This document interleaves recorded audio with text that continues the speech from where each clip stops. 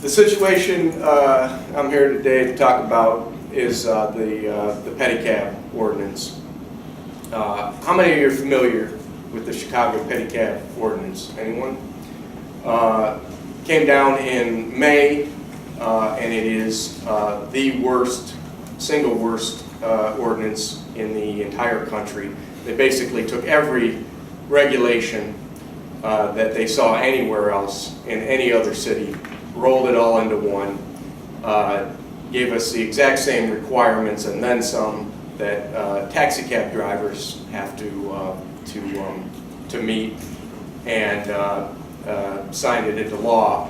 The most onerous and problematic portion of the ordinance is that we're prohibited from riding pedicabs, operating pedicabs on Michigan Avenue and State Street from Congress to Oak, which is essentially where all of the businesses, all of our customers, the destinations anyone wants to take a pedicab to, the location of those destinations, and anything anybody wants to see on a tour.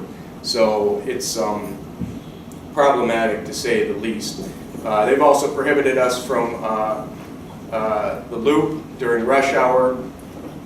They've required that pedicab operators have a driver's license for 1 year prior to obtaining a pedicab chauffeur's license. Many pedicab operators don't own cars. They haven't had licenses in years. They're cyclists largely. It's an activity the city endorses on every other front. Another issue is the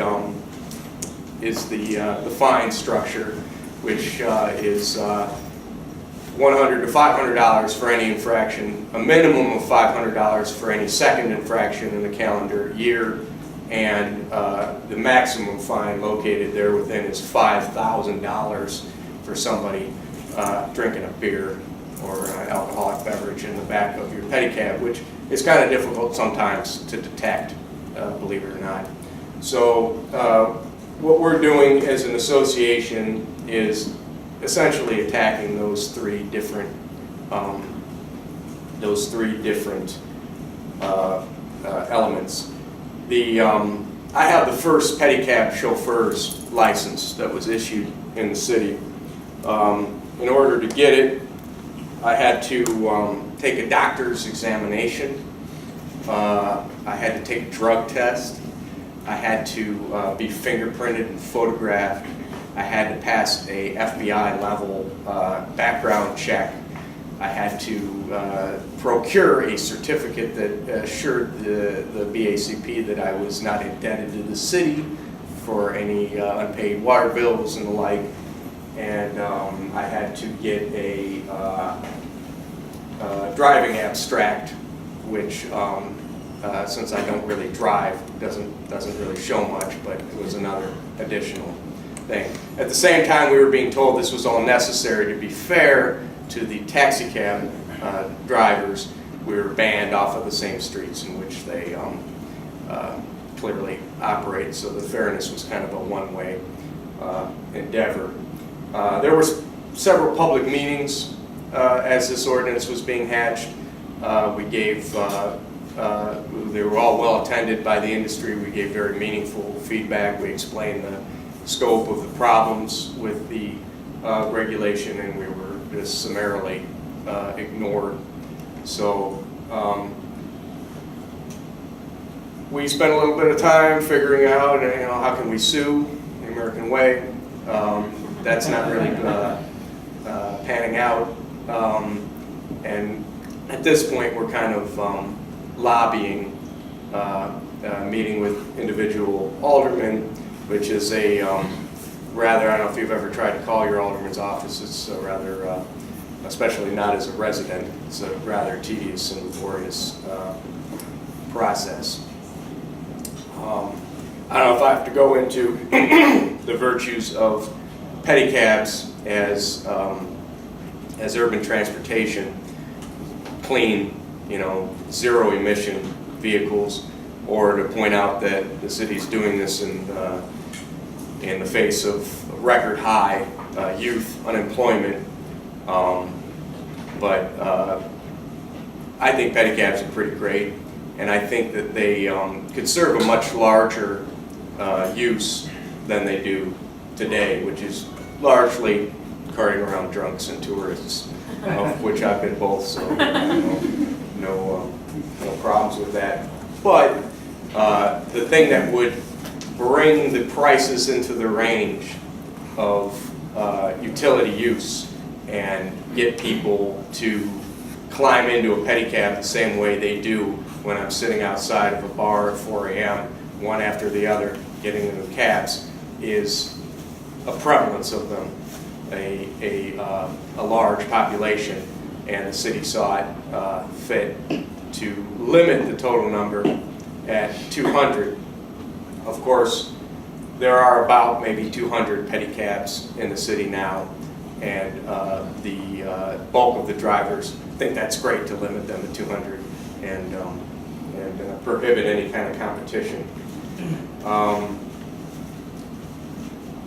That's sort of it in a nutshell.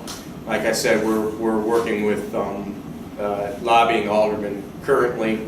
I'm here to fill you in on it and to ask for any kind of help anybody can think of, any ideas that we haven't already pursued or otherwise. I think that's pretty much about it. We have a question and answer period after. Yes. Okay, so that's it in a nutshell. I don't know if anybody had any immediate Well, let's go question ahead. now. Let's go ahead and hear from Elizabeth, and then Sure. we'll have the Excellent. conversation going. Thank you very much. So much, Lisa. My name is Beth Kregor. I am the director of the IJ Clinic on Entrepreneurship. We're based at the University of Chicago Law School, and we exist to advocate for the capitalists like TC. We exist to provide free legal assistance to lower income entrepreneurs. Law students at the University of Chicago Law School are working alongside our attorneys to get practical experience in actually being lawyers, and we help small business owners navigate some of these complicated, to say the least, if not ridiculous, rules that the city and state might throw up in front of them, as well as help them draft contracts and do all of the ordinary things that businesses need to do and can really use lawyers to help them with. Some of the things the TC described are commonplace for almost any business in terms of trying to figure out how to get a license from the Department of Business Affairs. And there are all too many businesses in Chicago that have to jump through many and many more hoops as described by TC. So we exist to help, and when the hoops are too high and too meaningless, we exist to make a stink. We're watchdogs for the lower income entrepreneurs in Chicago. And when it's too hard for them to make waves and complain, we see it as our role to take those punches or pull those punches and be their voice. Let's see if I can.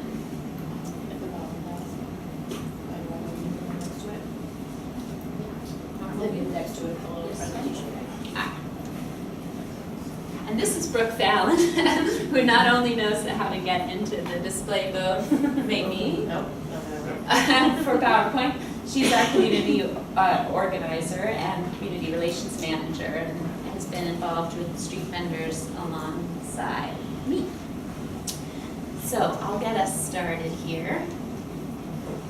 So here are some of the vendors of Chicago. We have Neighbor Cart, which is an organization that kind of set up in conjunction with Streetwise. You may have seen people selling newspapers, homeless people. Well, newspapers aren't necessarily the best kind of growth industry anymore, so they've been looking for other ways to put people to work. And so they're working with Neighbor Carts to have people working in these fruit and vegetable greengrocer stands. Next to the neighbor cart, you see Maria, who sells food in Little Village. She sells a lot of traditional Mexican snacks like tamales and chicharrones and drinks like horchata. You can see her cart behind her.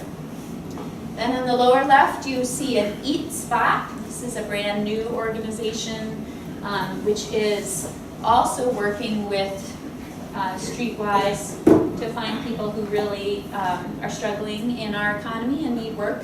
And they're putting them in old newspaper stands to sell prepared foods, sandwiches, rolls, wraps, salads to the commuters downtown. Then next to them you see an innovative food vendor that's called the Brew Hub.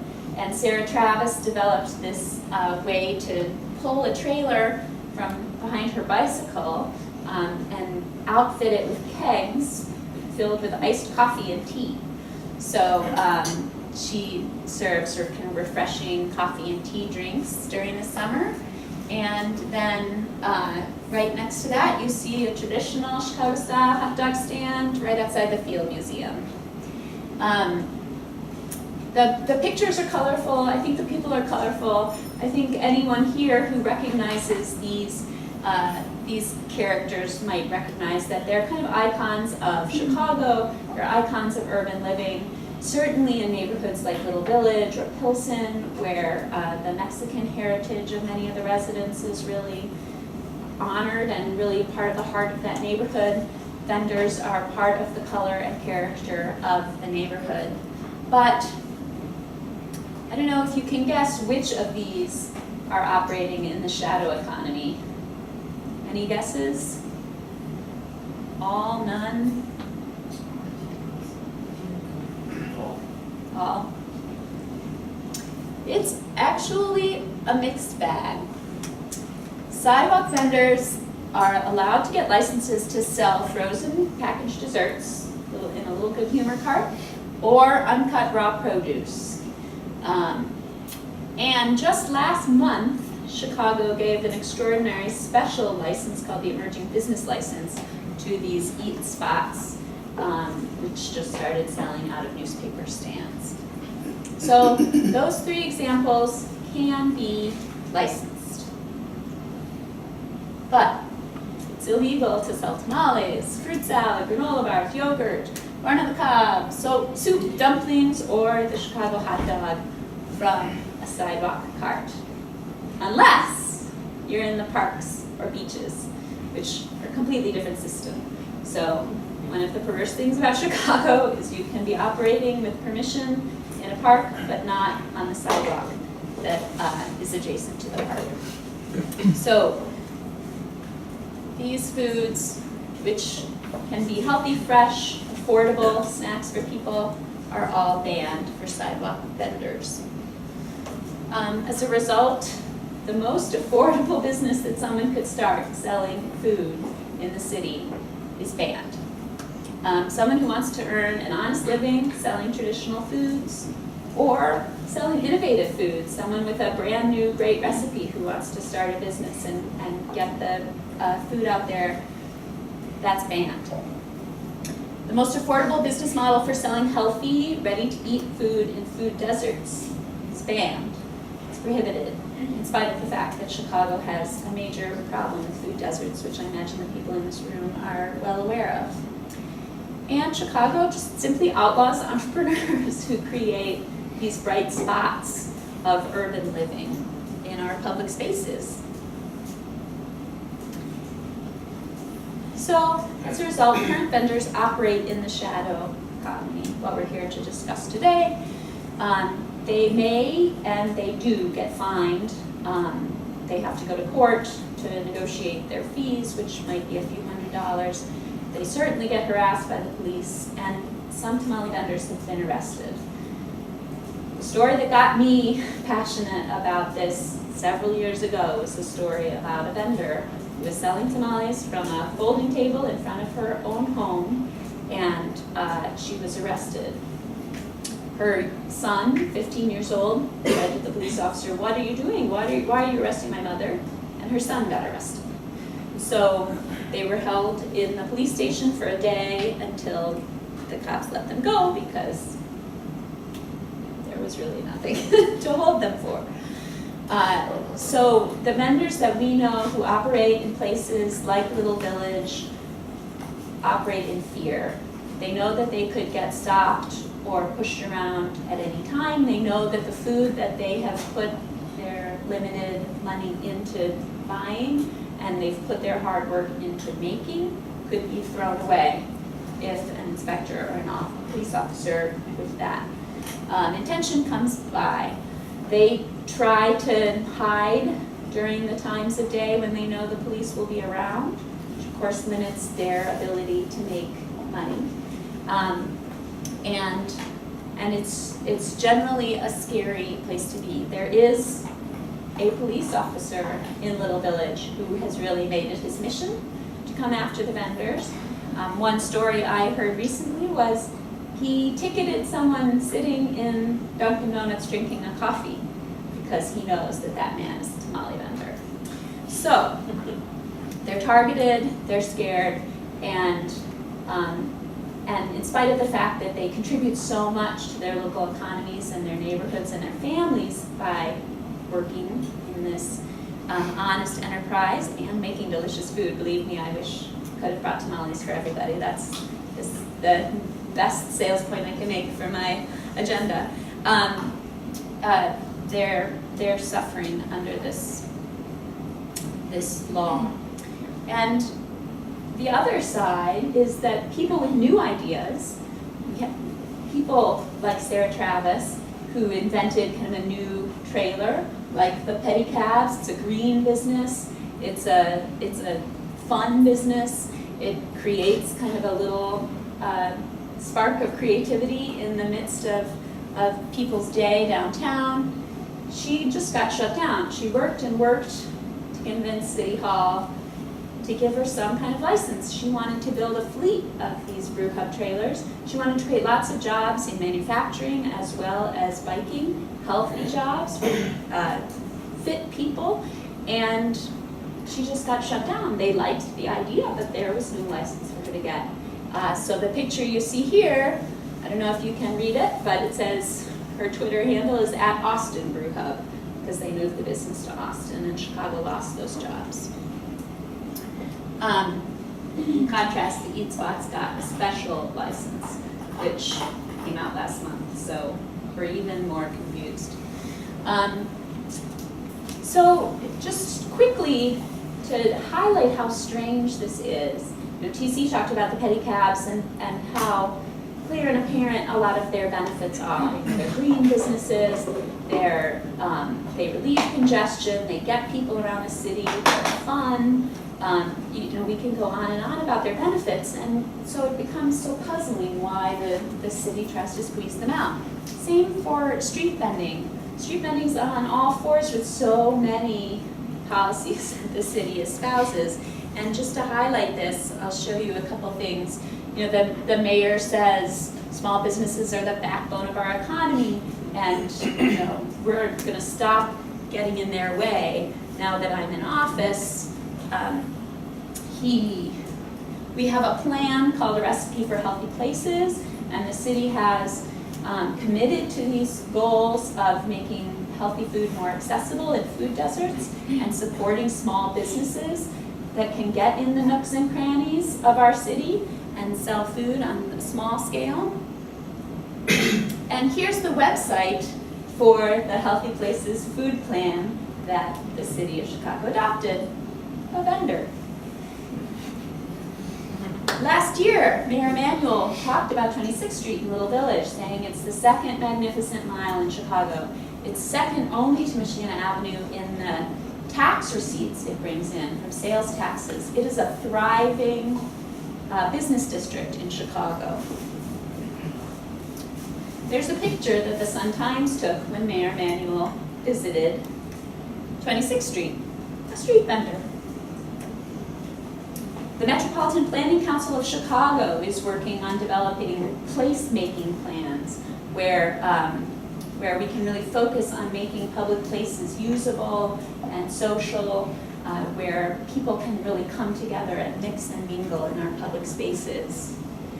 Their website also has a street vendor. So we can see that vendors are symbolic of so many things that we're striving to accomplish in the city of Chicago, and yet we are banning them. So this is, one of the puzzles of Chicago and the world when we're talking about the shadow economy. Why do these people who are earning an honest living, who are working hard, serving customers things that they want, things that are safe and good, why do we treat them like criminals? That's my presentation, and I'm eager to hear about the perspective coming from New York on some of these issues, and I'm eager to hear your questions afterward. How many of you are planners? Can you raise your hand? If you're a planner or aspiring planner. Okay, I'm really glad that you're all hosting this event.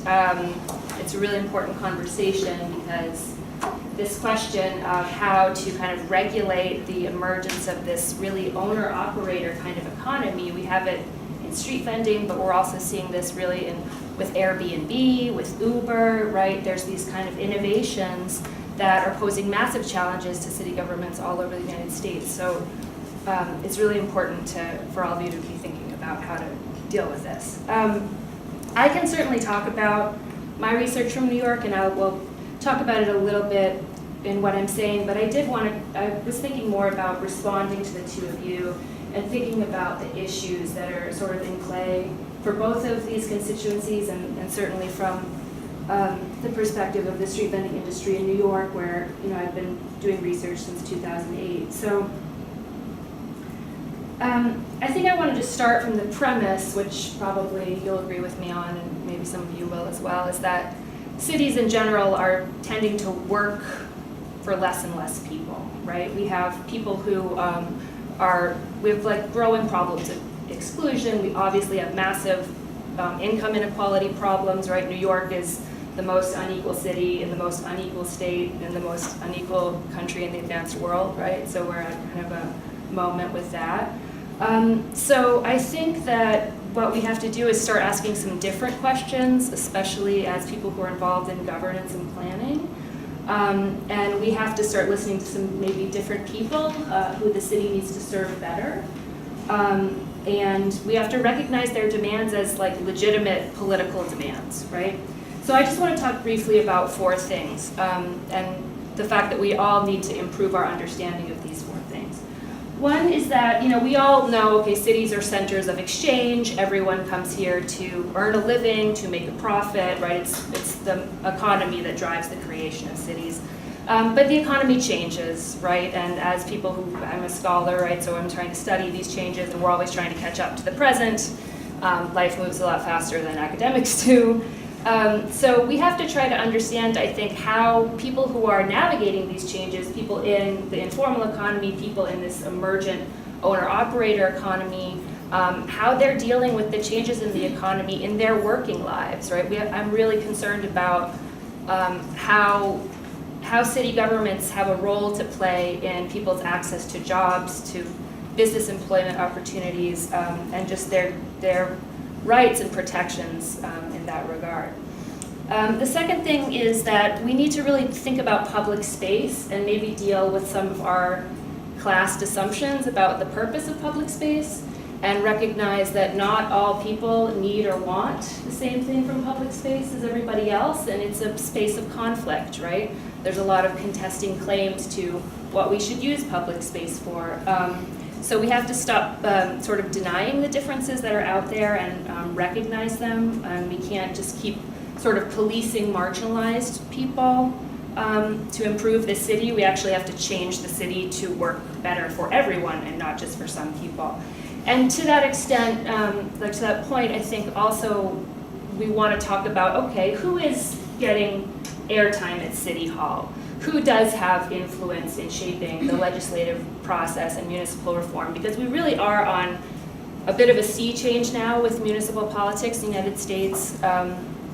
There's a lot of momentum happening with legislative reform movements, certainly electoral politics, big protest actions, Occupy, CPS, right? I don't have to outline all of those to you. But to answer the question of this sort of conundrum of why is the city so invested in sort of criminalizing these vendors and not empowering them to do their work, as if you want to think about them as entrepreneurs? Well, the answer is that there's bigger corporations and bigger businesses that don't want them there. And they are the ones who have influence with the lawmakers, not the people who are coming from lower income backgrounds and who are generally people of color.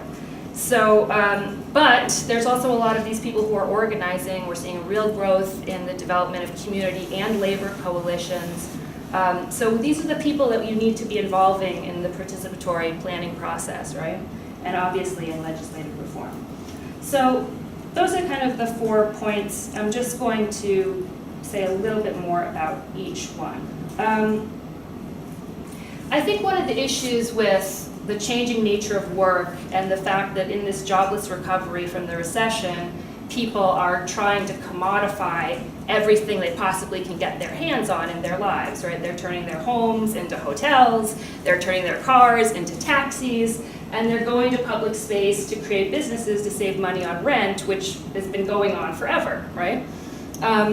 This obviously poses serious regulatory challenges, but I think before we try to design what the regulatory solutions are, we actually have to learn a lot more about how these people are navigating this sea change in employment and business opportunities, right? So I'm a sociologist, a qualitative ethnographer, right? So obviously I want to hear from people about their daily working conditions. And one of the issues with vendors that I found in New York is that most of them actually really don't identify as small business owners, right? A lot of them, especially the immigrant vendors, who the vast majority of the industry are immigrant vendors in New York, and we don't know how many there are either, but there's definitely at least 25,000. They say, you know, if I were really a business owner, then the police wouldn't be hassling me, right? But they don't feel autonomous. They don't feel like they're in control of their business, right? So I think that that's really important. And the kind of conditions of people day to day working in the street are just not the same conditions of these, you know, the business owners who have the storefronts, and certainly not the conditions of, you know, the giant corporations that make up business improvement districts. In New York, in the late 70s, as a response to the fiscal crisis, there was a total overhaul of vending regulation, and these laws were being written kind of at the same time as the rise of business improvement districts. And business improvement districts essentially wrote these anti-vendor laws, right? So you've got this strange sort of class conflict within the business community of the bigger corporations and businesses really not wanting the vendors there, and that's a big part of the reason why they're criminalized. So I think it's sort of a political fight to figure out how people are going to understand who they are and what their position is in this new economy. I think there's definitely a lot of political expediency in framing them as small business owners and entrepreneurs, and that's presumably why the Libertarian Party has become so involved in this issue, like very, very involved in this issue all across the United States. But the left is doing it as well. So again, we have to like listen to the actual realities of these people's lives and be consulting them, thank you so much, in how we craft the policy to respond to it. So the second point about public space. What is the point of public space, right? We all just sort of tacitly assume it's a great thing and we have to preserve it, we have to protect it. I would agree, right? We think it's a space that's important to democracy, to citizenship, right, to being involved in our countries and our communities. It's also a space where you have a right to difference, right, where everybody should be able to circulate in public space, free of fear, free of being targeted. So those are all valid ends, but they're not all inclusive ends, right? There's other things that people need and want from public space. And certainly when you look at the global expansion of the informal economy, both in terms of activities like vending, work-related activities, but also the growth of favelas and like shantytown corridors and the need for housing, right? And this entire squatters movement really that's developed. Or people of low income, the urban poor, all over the world, certainly in Chicago and New York as well, need to use public space differently than middle-class people. And usually middle-class people, we define what the purpose of public space should be, and it's largely about kind of circulation, recreation, events, things like this, which are okay, but that's not fully representative of what everyone really needs. And on the placemaking front, actually, I was just at this conference on urban public space in Buenos Aires, and almost all of the keynotes were architects and urban designers and planners. And so they were really focusing on, cafe tables and parks and bike lanes and green spaces, all of which is really important. But there were, you could kind of count on one hand the number of people that even talked about like racial profiling. And this was like days after Ferguson, right? Again, not everyone in the world is necessarily going to know about Ferguson. It was an international conference. But there were no issues talking about like, how do people navigate space without getting killed? There were no discussions of how do women navigate public space with so much street harassment, and obviously all the like tremendous violence against women in India. We all know about LGBTQ hate crimes, right? Because where the municipal government fits in this kind of puzzle between mediating the interests of the larger groups and the kind of more low income, entrepreneurs, if we'll call them that, is that they also have this additional responsibility to protect the public, right? And this isn't really necessarily an issue that designers or even necessarily planners are necessarily really focused on. So that's just a plug to try to, as you go in especially the kind of nascent planners who are going to go out and be planning cities all over the place, to really think about not just assuming that everything that kind of city governments think really is the purview of public space and urban public space is totally inclusive of what people need from it, right? We also have this responsibility to protect people in public space and to make it be a less hostile environment, and to recognize that some people need to live in public space and some people need to work there. So the next point on this role of governance, there's sort of two main issues for me, and I think they're really directly correlated, and one is the sort of rise of, some people call it privatized governments, some people refer to it as public-private partnerships, but like the increasingly cozy yet like increasingly opaque relationship between big-time corporations and city governments on the one hand, and then you have this really increasing criminalization of lower-income people of color on the other, right? So, I mean, who are the streets for? Who gets to access the streets? Who gets to access the most lucrative parts of the streets? Who does not, right? Has anybody ever seen like a tamale vendor in the Loop? No. Okay. Ever seen a no peddling sign? Yeah, there was no peddling sign. So, I mean, this is a serious issue, is that a lot of these laws are crafted, by these corporations and banks that have historically always been the city builders, right? The place entrepreneurs or growth machine, however you want to think about them. But increasingly they're just building it for themselves and their friends, and not so much for the rest of us. So there's this increasing criminalization of people who are kind of not involved in corporate life, and that the way that everyday people use public space is just increasingly criminalized, and people are pushed out of lucrative spaces.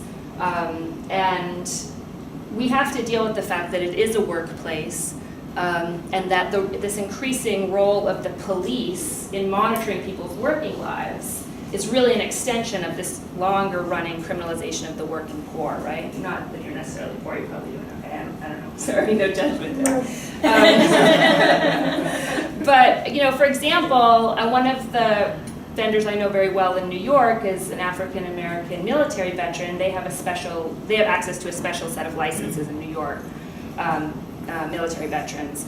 And so he started doing this, and he sells like toys on 125th Street in Harlem and balloons and stuff like that for kids. And we're talking, and he's telling me about his experiences with the police, which in New York, when you start talking to a vendor about their lives, like 70% of it is going to be dealing with the police. And he said, you know what, I really had less trouble with the police when I was a drug dealer. Like, I just got stopped less, I got hassled less, and I'm trying to sell balloons on 125th, and it's, you know, it's like worse than selling, you know, crack and wherever, right? So that really says a lot about that the police are so habituated to seeing poor people, whether or not they're working, as just being a criminal element. And I mean, I'm sure some of you saw this video, and again from New York, of a street vendor in Brooklyn being kicked in the back. There was unrelated to vending, but another video that surfaced I read about this morning where a police officer pushed a pregnant woman like onto the street. New York's obviously having a serious problem at this point in time. But that was one thing I wanted to ask and learn more about actually from this bill that you're putting forward, and it kind of relates to your ordinance too, is that, does the bill like address policing? I mean, so once they get the license, that does not mean they're not going to still incur tickets, still going to be hassled, right? So how can we deal with that, right? Because in New York, I mean, the license is no guarantee at all. And I'm not sure that the police should really have any role in regulating or monitoring any business, let alone public health concerns around food safety, right? That's not, I don't know why they shouldn't be involved in that. So the last point, again, in sort of getting away from the public-private model of governance and kind of getting more people's voices involved in this process of building the city, is that we can't just translate, well, let me explain the situation in New York. So in New York, there is effectively a rental market for being a vendor, right? There are these licenses and permits. For the merchandise vendors, there's licenses. For the food vendors, you have to have both an individual food handler's license as a street vendor, but you also need to have a permit for the cart or truck that you're working on, right? So the permits have been capped for food vendors. Let's just talk about the food vendors. Permits have been capped at about 3,000 since like 1979, 1981. But, so that's, and you need that permit to really own your own vehicle, right? But the licenses just to, you know, be a street vendor and work with food on anybody's cart, that's not capped, right? And there's over 19,000 people who have vendors licenses, right? And only 3,000 who have permits. And the vast majority of the permits are held by mostly white ethnic guys who were in the business in the 50s and 60s prior to this whole, you know, capping of it. And they rent out the permits basically in this underground economy through the commissaries and the garages where the vendors are required to store the carts and trucks. So as the gourmet food truck movement has kind of exploded all over the US and it came to New York, and these people obviously are on average far more affluent than your average street vendor. They're highly educated, a lot of them have MBAs. They're trying to deal with you know, saving costs and starting up their businesses, so they're going into food trucks instead of, and a lot of them successfully use a food truck to build a brand and raise enough money from investors to open a brick and mortar. But so they've been increasing the cost, right, of these permits in the underground economy, and just in my time since I started working on this from 2008 to now, it started then. And keep bearing in mind that if you got the permit from the city, it would be $200 for a 2-year term. When I first started, it was around $12,000 was the going rate, and now it's up over $20,000, right? And that's like a 1-year term. So it really is sort of starting this process of gentrification within this sector, right? And there have been lots of articles about this. It's obviously certainly came up in my research with the immigrant vendors, but they're basically being priced out of this market. And the city completely knows this, right? I mean, anybody who understands how the industry knows this is happening. And in fact, it's sort of one laissez-faire solution to getting the immigrant vendors, at least out of Midtown and the financial district, which is are the most policed areas, And in fact, in New York, we have a police unit that's entirely devoted to policing vendors in financial district in Midtown, and the city spends about $5 million on that unit annually. So, yeah, it's not great. But they were able, there are these two sort of immigrant worker centers for street vendors in New York City, and they did run about a 4-year campaign, and to like those ridiculous fine structures that you were talking about. That's sort of a really big issue for vendors in New York. So these two groups, Vamos Unidos and Street Vendor Project, got together and ran a legislative lobbying campaign, and they eventually won it, right? They kind of, like, yours is stuck in committee, right? Okay, so it might die there. That's the whole question of how do you get it to go forward? And they were stuck, right? They had gotten, everyone's like, yeah, we support it, we're gonna sign it, but it was like kind of just Quinn, the council speaker, would not hold a vote on it until de Blasio got into the race and started talking income inequality, and this became like a political opening for them to push forward, and then Quinn, needing to grab whatever evidence of care for the struggling working class she could, said, let's finally have this vote, right? So I think that for me, all of these movements, whether they're the street vendors movements, the squatters movements, these growing like immigrant rights, labor coalition movements that are really, really based in the city, are sort of right to the city movements, right? And some of you may be familiar with that idea from the FEV, that everybody has a right to participate in the city, and it shouldn't be based on your market position, how much money you have, and it shouldn't even be based on citizenship or your political status, right? It should be based on the fact that you are in the city and you live there and it is yours. So I think it's something that's really interesting to watch, and I hope that as planners you'll be sort of sensitive to the variations in what people need from spaces and allow them to use spaces in a way that work for them. I hope I didn't talk too long. That was great, this is great. So can we get now opportunities for questions or comments, anyone? I know we've got some, go ahead, Steve. Can you further define what you refer to as public-private partnerships? Because I don't want it so broadly painted that people think PPPs inherently are bad. I'm in transportation, and PPPs are a way to deliver projects more effectively on time, under budget. Mm-hmm. So I just wondered if you could elaborate on that. I mean, the big critique of I'll give you the definition, but obvious for others, the big critique of the public-private partnership is that the governance of it becomes more opaque, and it's much harder for the public to hold the city accountable because they don't exactly always know what's going on. In people's everyday lives, often it doesn't matter much because you don't really care who's picking up your garbage or who's running your transportation system, as long as you can get from point A to point B.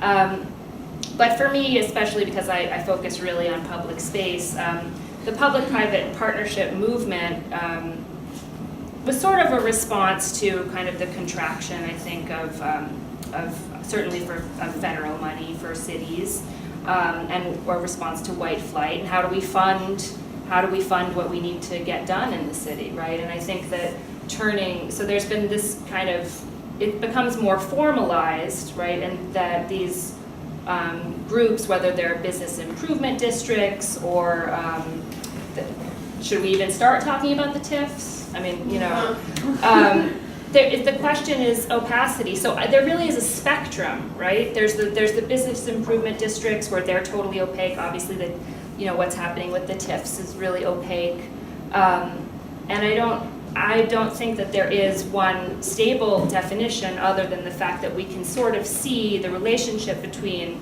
private companies and governments becoming closer at the same time as they're becoming less visible to the public. And I think that that's a problem because corporations don't have the same responsibility to protect that government does, right? Sounds like we could probably have a longer conversation about that and the conditions under which public-private partnerships work and the conditions under which there are issues such as the ones that you're raising.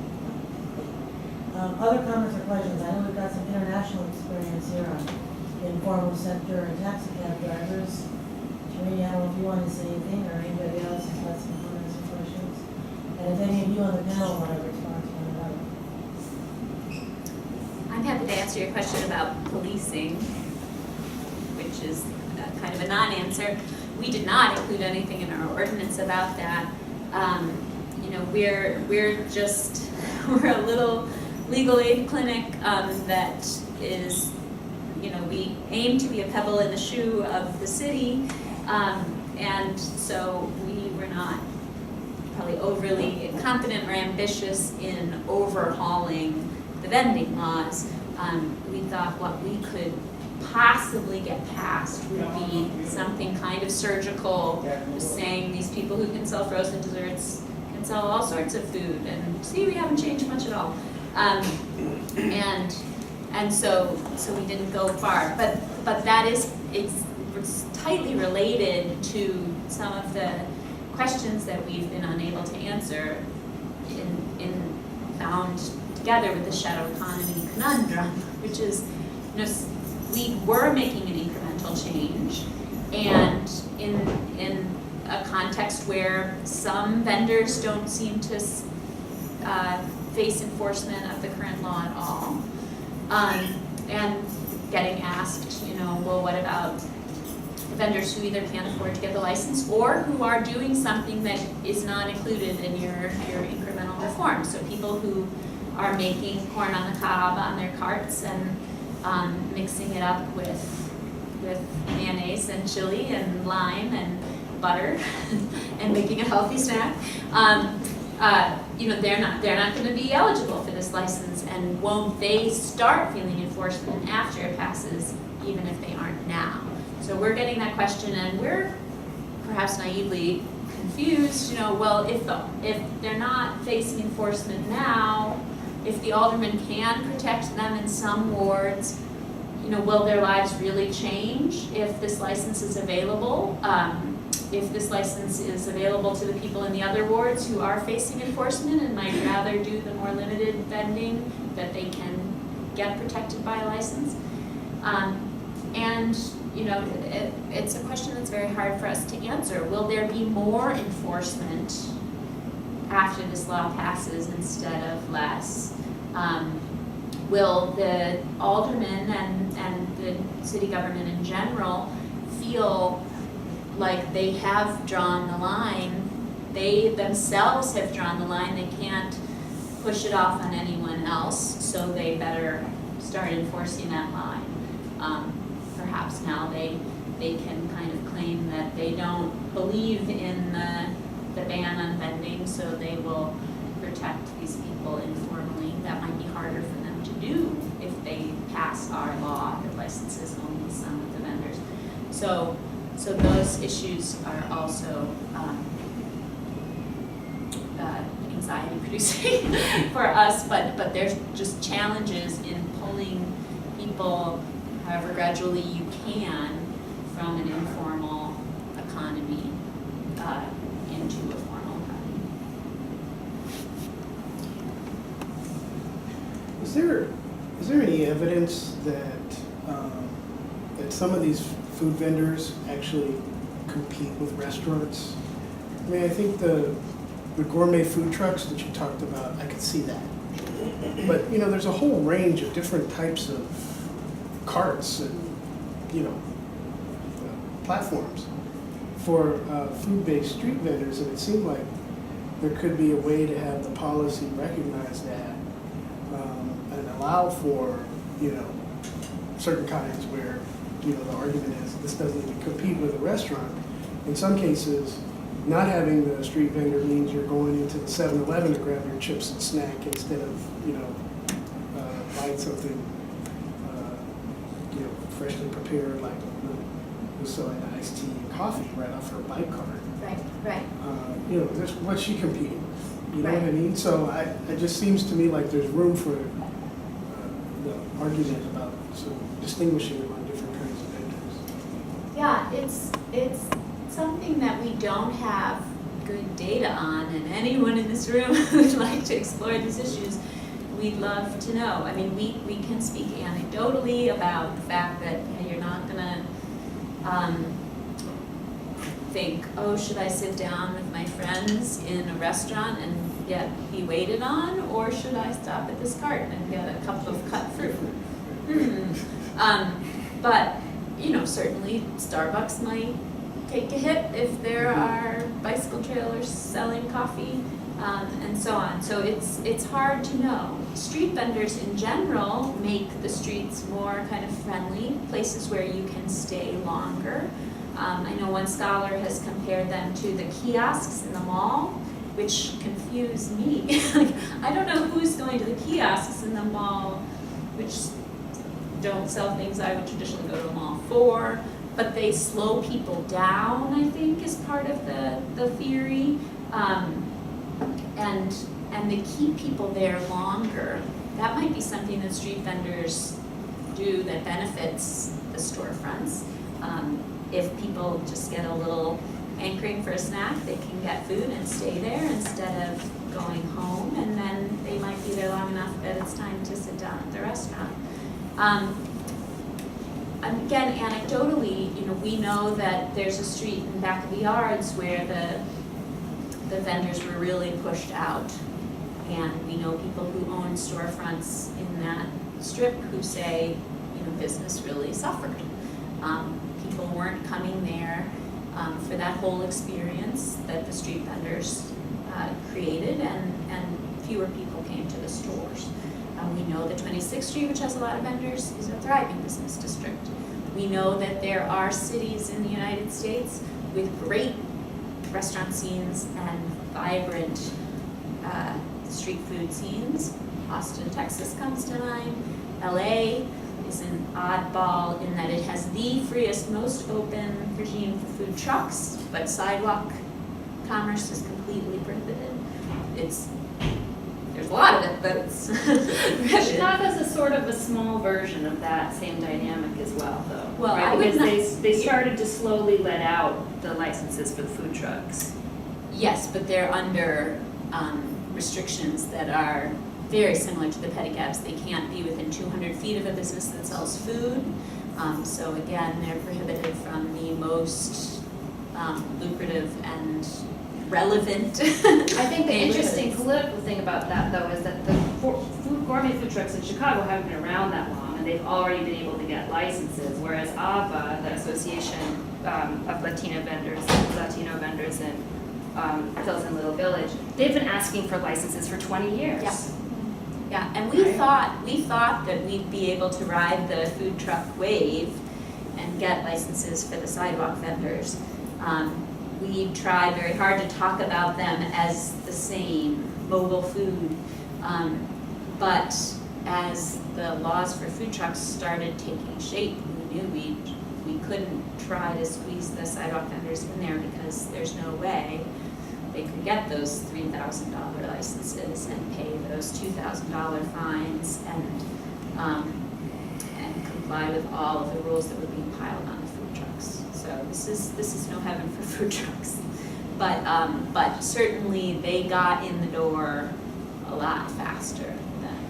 I just have 2 points for your question. One is that there was one study I know of by a guy named Kregor, an anthropologist in the early 90s, that found that there was, again, this is with New York, sorry to be so New York centric, but you know, this sort of positive synergy between the outdoor vendors and the brick and mortar, and that's specifically why the malls have the kiosks, which are basically like indoor vending stands, is to kind of create this reverberating synergy and keep shoppers shopping all the time.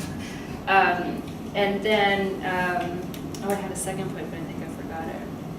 Sorry, I had a second point. Couple more questions, one over here and then this one. So I just wonder if in your research you at all have come across like this as a criminalization of culture itself, you know, because I really do feel like in Latin America, right, like in Mexico City, like, I mean, street vendors, I mean, obviously they are criminalized in specific spaces where, again, it interferes with businesses, right? But, and to what extent is it really trying to maybe in some ways redline or keep away certain type of cultural practices that do attract maybe immigrants or people from other spaces, right, that are not wanted, which again represent the poverty that, you know, they bring into spaces. So have you found any of that? Like, is that part of the conversation happening? How are we thinking of culture in these laws or lack of? We certainly suspect that that's at play, and I think a lot of the vendors in neighborhoods like Little Village, the people, almost all the vendors we know are Spanish speakers who speak no English, and many of them are undocumented, I think. From what we know, we don't ask many questions along those lines. That's another piece that makes it hard to work with and organize people in the shadow economy, because I think when we approach, this white girl approaches a vendor and starts to ask questions about the laws and where they came from and what they're doing, I think they may be afraid of me, and understandably so. But I do think a lot of the vendors feel like they're Mexicans being Mexican by vending. And people come to places like 26th Street because it feels like Mexico. So there is, in that sector of vending, there's a very deep cultural identity that is prevalent. And I can't say for sure that the war on vendors is a war on that cultural identity. I don't know how many people in City Hall really even understand or appreciate that deep cultural identity, but we do know that since before this country was founded, the people who've been the street vendors have oftentimes been the immigrants, and whether those were Italians or Jews or here in Chicago, Mexicans. And they're often ethnic minorities, they're often poor, and they often get squeezed out, and I think there's all sorts of things going on. But the racial and ethnic component is definitely there. I'd like to say something about, the whole concept of competition. You have, right, the food vendor outside, a food truck pulls up outside a restaurant, they may siphon off, maybe if there's a lot of food trucks, if there's a lot of street activity, it builds for the whole area, it draws more people in, but maybe even temporarily they siphon off some customers, they throw the trash in the public waste stream, they don't pay the same kind of property taxes, so they're competing both in the, for the business, and then the city's looking at it and they're saying, well, you're not paying nearly as much property tax. You mentioned ride sharing. Taxi cab medallion in Chicago is now $360,000. 7 years ago, it was like 70 grand. It's an inflated asset. They don't want to give out anymore. They don't want to upset the entrenched taxi cab lobby. Therefore, rideshare comes because on Friday and Saturday night, there's not enough cabs, and people are able to utilize their cars for that. And of course, if I paid $300,000 for a medallion, I'd be kind of upset when somebody puts an iPhone in their dashboard and pulls up alongside me. The pedicab thing is really interesting. I know in New York, there was a lot of taxi cab industry involvement in the ordinance. One of the people who sat on the board was a taxi cab lobbyist from or in the industry.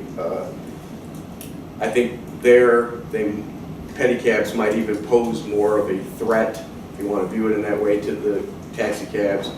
Here, I'd say maybe a quarter or a third of my business is taking people to go find a cab, because the city has got the events roped off. You can't get a cab anywhere near, and they're like, I just want to get into a taxi cab, and you pay me $20 and I'm fine to go find you a taxi cab, hopefully rapidly.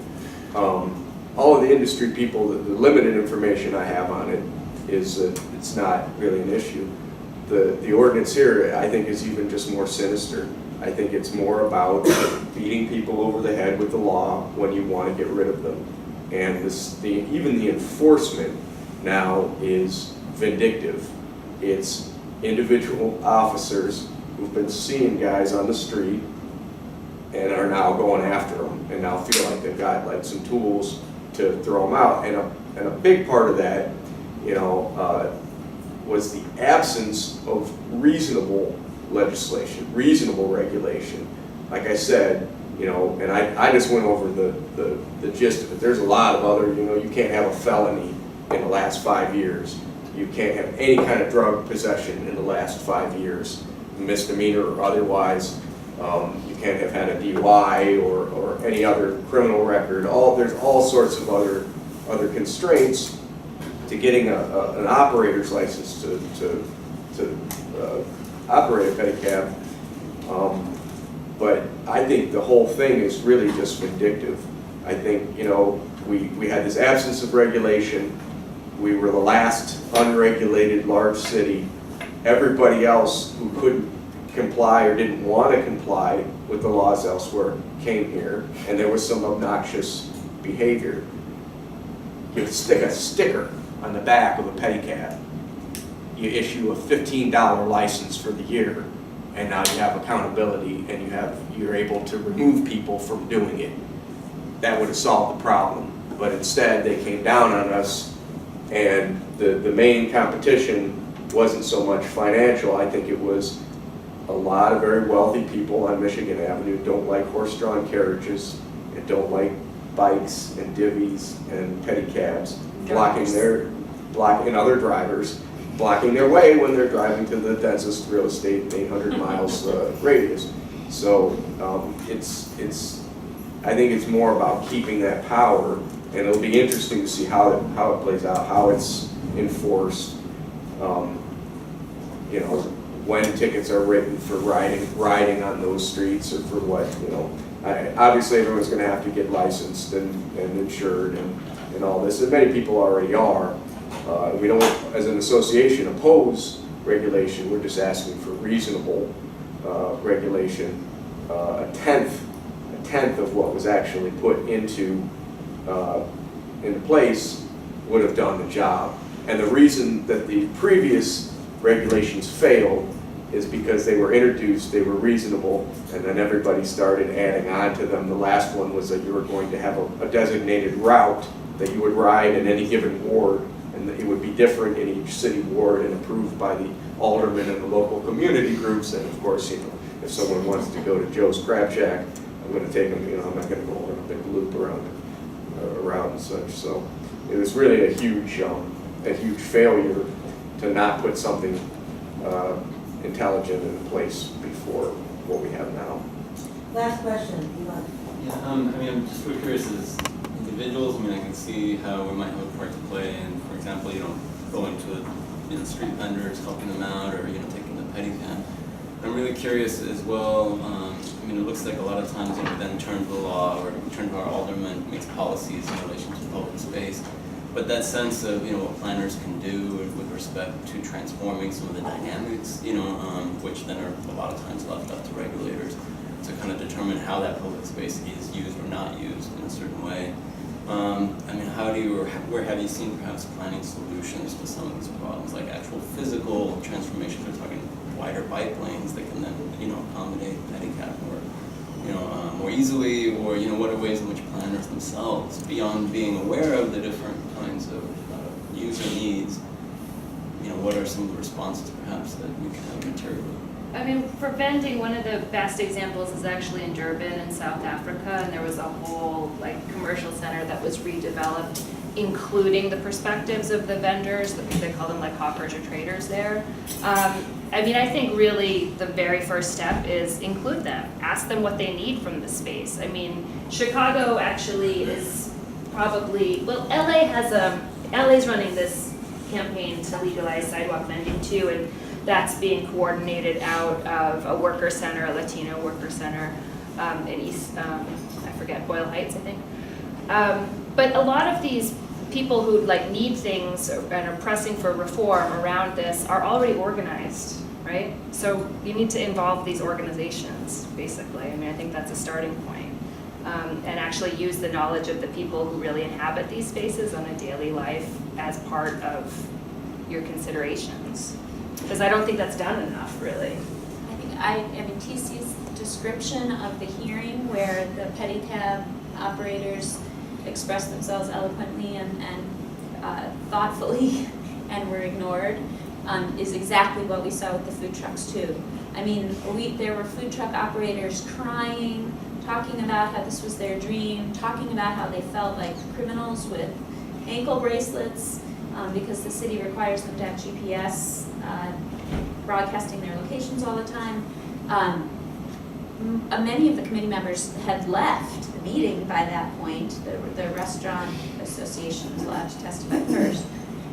They had to call people back to make quorum to hold the vote, to vote for what they had planned to do all along. So the input was really just a formality, and there was nothing more disrespectful or upsetting than hearing these people make these impassioned pleas and being completely ignored or unheard.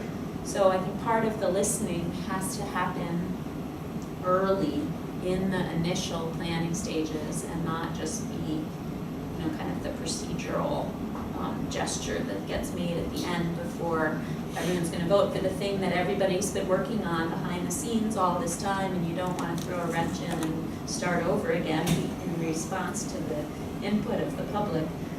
Get the input at the beginning instead. All right, well, I think that was a good conversation. We want to thank our speakers.